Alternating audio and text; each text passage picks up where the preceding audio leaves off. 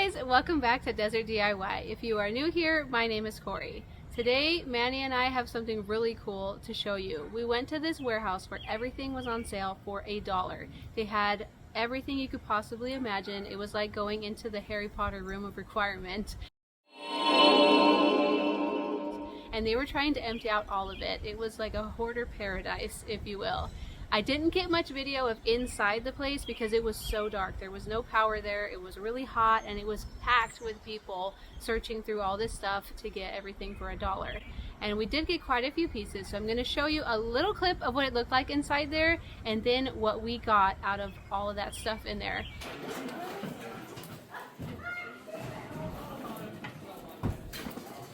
You guys, the walls were like 10 feet high, stacked of furniture and random home things, and I was so scared that it was gonna tip over on me the entire time.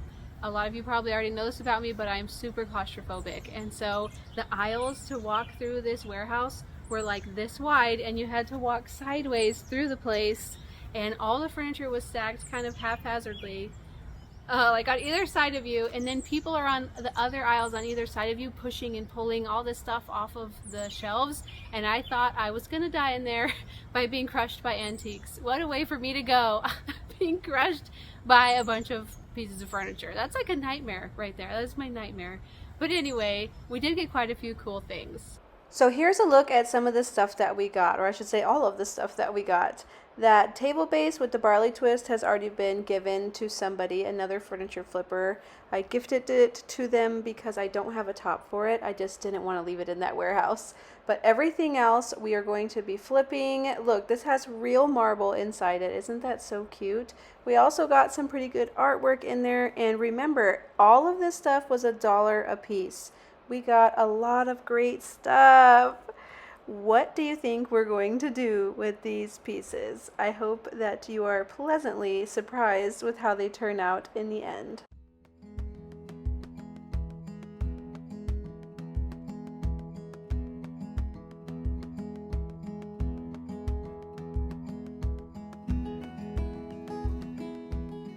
The first piece I'm going to grab is this little table with no top on it. I think it actually used to have a globe in it. I picked it up and took it with me to Ross to go and get a top for it. I figured that one of those little trays that you would put on your countertop or your coffee table would fit perfectly on here. This one I loved, but it was $20. And then I found this one, which I thought was really cute and kind of made the table look a little bit like a bar cart. And this one was only $9.99. So this is the one that we ended up going with. And I think that if I paint the table black, it will really accent the design that is in that tray there. And the shape of the legs kind of has that same bubbly effect as the bamboo in the tray. I just needed to tighten everything up and make sure that it was nice and sturdy. And then I sanded down the entire piece to prep it and get it ready for paint. I'm going to be using enamel paints.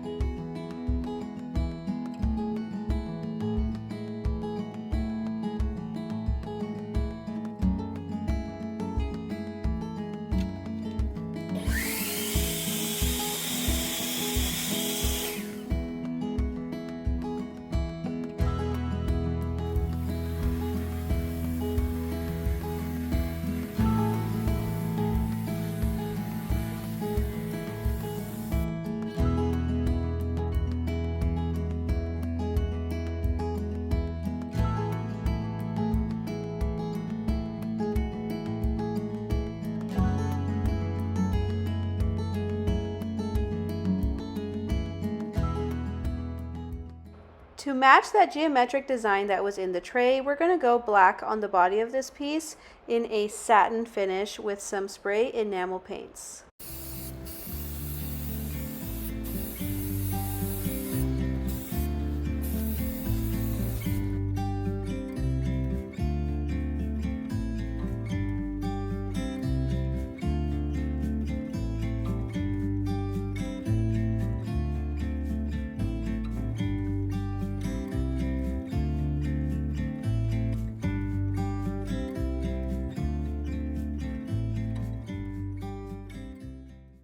Since the tray has handles on it, I want to make sure that this piece could be picked up by its handles and moved around. So I put a good amount of E6000 glue underneath here, and I'm going to be screwing it down to the base of the table as well.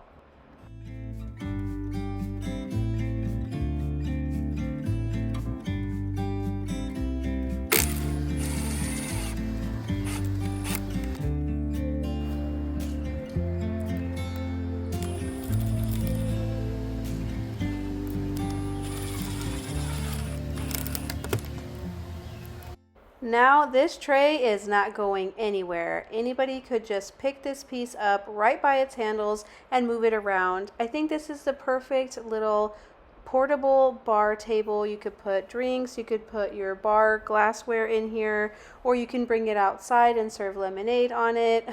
Say hello to my little daughter there in front of the camera. But I think this looks so cute, and you can't really tell at all where the screws are. I made sure to use black screws so they blended in, and it is up for sale still for $29.95 in my resale booth. What a perfect thrift flip idea for spring and summer. The next piece that we're going to work on is this really dirty industrial sized wire basket. I love a good wire basket, but this thing was gnarly. It had all sorts of mung on there. If you've seen Wayne's World, you'll know what mung is. And if you haven't seen it, I'll try and link a clip of that part of the Wayne's World movie in the description box so you can laugh along with me and know what mung is.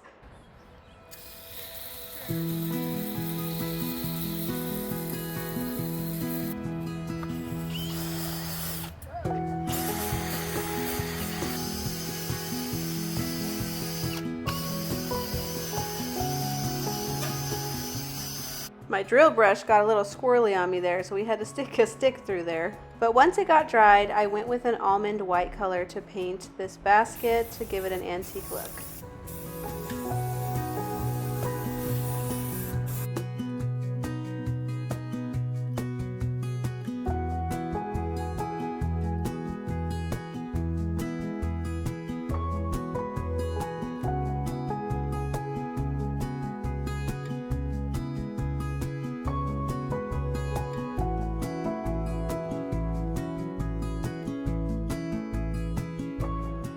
This piece turned out so great, and it has so many different uses. It is up for sale for $19.95 in my resale booth.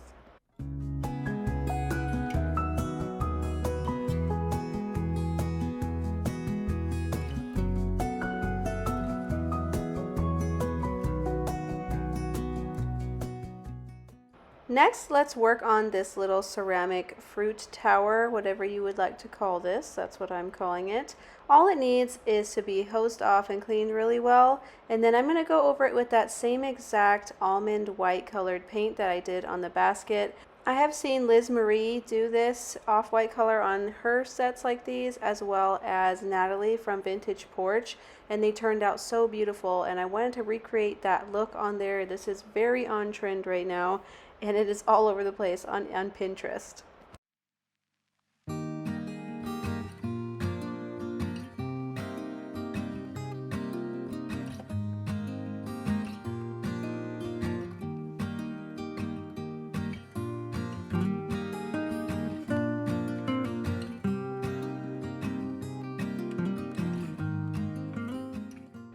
Next, let's grab this wonky little pedestal table. I'm not sure what its original purpose was. It kind of looks like a table leg with a base on it and then a tiny little round circle on top. I don't know if maybe it was a plant stand or something, but it is totally messed up on the top. So I'm going to take that top off, and I picked up a top from Hobby Lobby that I'm going to put on there that was just a wooden little tray, kind of the same thing I did for that bar table that I did.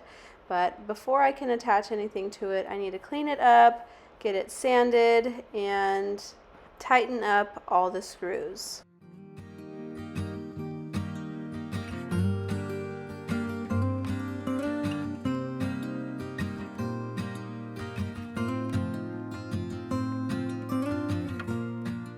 I plan to paint this in a green color, and I want to make sure that I prep the surface so that my paint sticks really well. So I'm going to sand down the entire piece with some 180 grit to make sure that my paint can really adhere on here.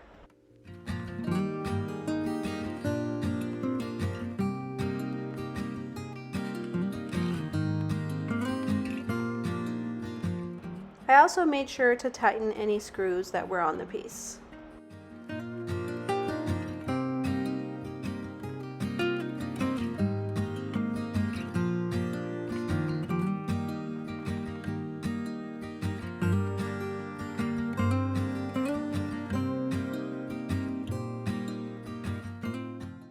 The green paint I'm going to use cost me nothing because it is all the leftovers of every green I have had in the past few years.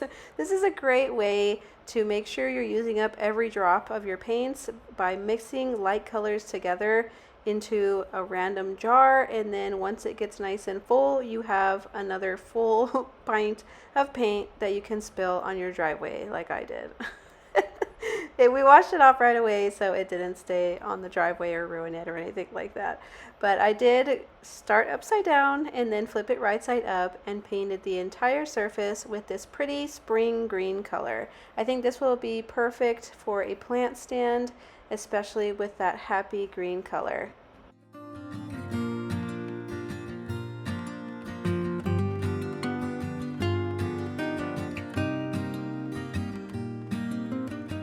To give it that cottagey farmhouse cuteness, I made sure to distress it just a little bit to where you could see that wood tone come through the green. I just love how that looks, especially on green colored pieces, and this turned out really precious.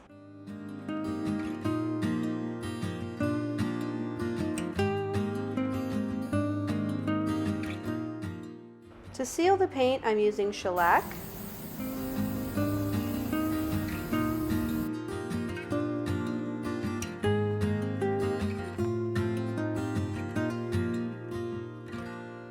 And to connect that wooden tray to the base, I'm going to do that same E6000 glue again, but instead of screwing it on, I'm going to use a nail gun and apply it that way so that it does not have a big screw showing.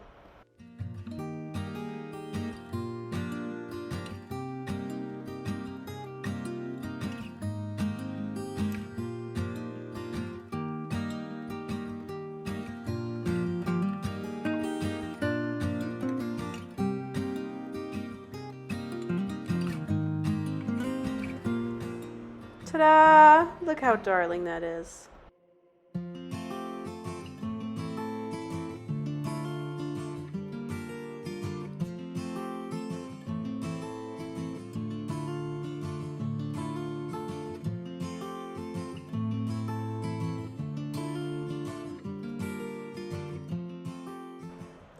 Next, we just had to clean off the frames of these pieces of art.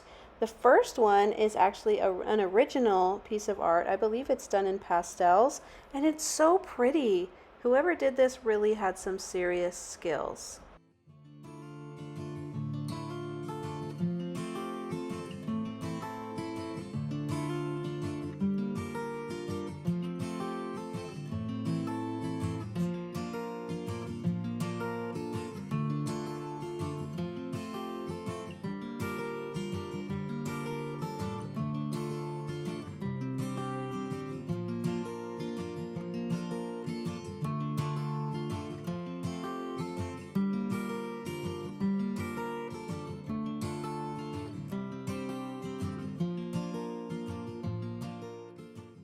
Manny grabbed the next one, which is that little shelf there on the left. It seems like it was actually a woodshop project, probably created by somebody in the 70s, if I had to guess.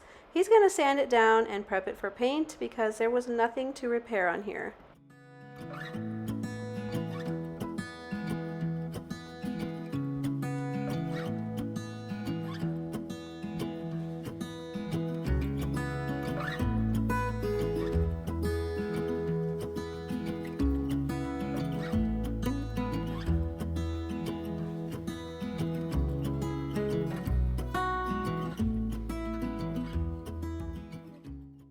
I went with the same green color to make it look cohesive in my booth. That is one thing that I love to do when I am flipping pieces, is I do quite a few things in the same color. That way when I stage them together in my resale booth, they look nice. But this is also a great hack for anybody of you watching who wants to do some DIYs for your own home. When you do several pieces in the same color, it makes your home look much more cohesive and thought out and put together. It also makes it look a little more expensive.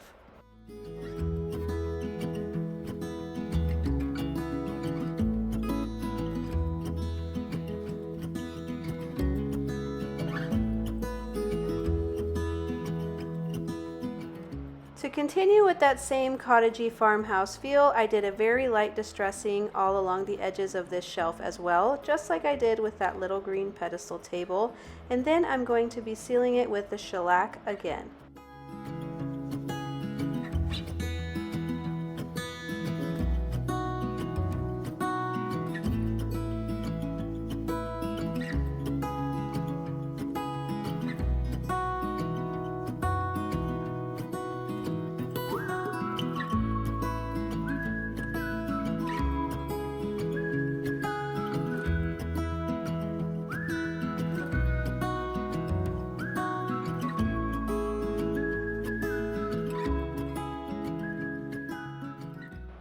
The last flip for today is actually going to be a bonus flip. This is not from that warehouse, but it is something that we picked up recently, and we're going to use it to stage some of these pieces in the booth. I got it for $15 off of Marketplace, and we're going to just be distressing the heck out of it. I love how this looks with the antique white that it already is, but you'll see soon that there are some areas that need some help. But all I wanted this to look like was a totally distressed, cute little farmhouse table. The more distressed, the better. If you hate distressing, you can skip this one, because that's literally all I'm going to do to it, is just distress that cute farmhouse white finish it already has.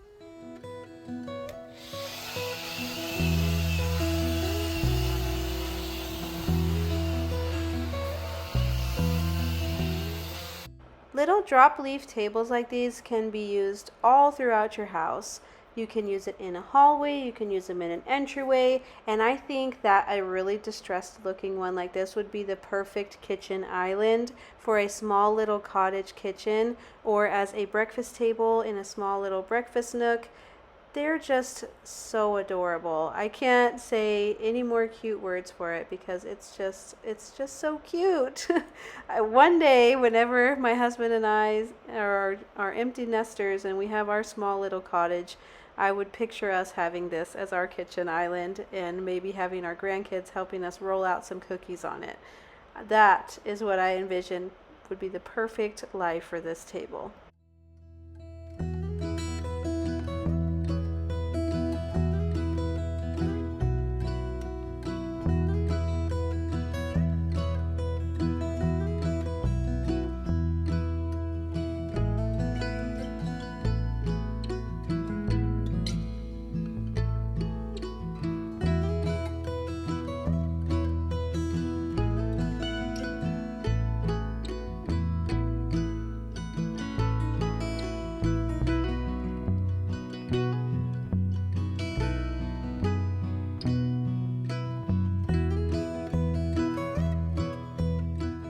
So on the top of the table is where all the problems are. It seems like somebody spilled some nail polish on here, which does not bother me one bit, because we're going to be just sanding and sanding and sanding on this thing until it looks like it's 100 years old. It is not an antique, but we're going to make it look like one. So don't worry about any of these blemishes here. We're going to make it look like character.